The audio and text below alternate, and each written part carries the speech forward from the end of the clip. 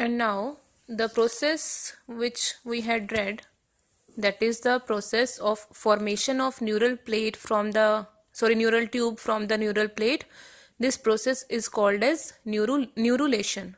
Okay, and we know that the neural tube, it is formed by the fusion of neural folds, just like as you can see here, this is cranial and this is caudal, and this is supposingly this is not notochord, this is the ectoderm above that, neuroectoderm. Okay, now what happens is that there is a groove in, there is a plate like structure, like this is neuroectoderm, this page is.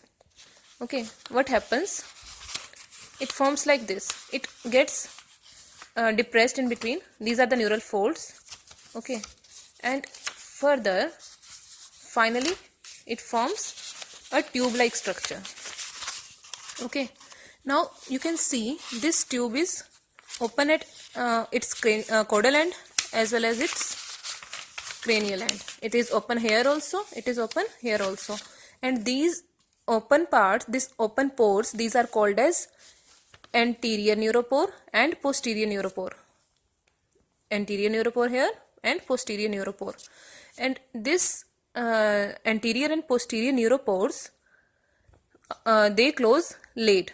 This anterior neuropore, it closes at day 25th, and posterior neuropore closes at day 27. It is an important question for your entrance exam.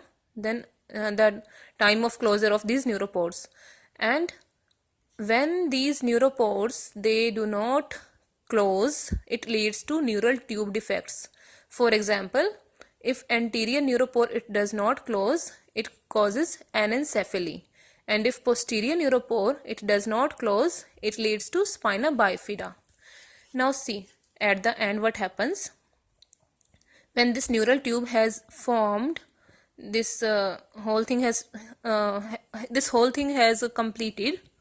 Okay, now the cranial part of this neural tube, it is slightly expanded as compared to the rest of the part, and this cranial part, it will form the brain vesicles.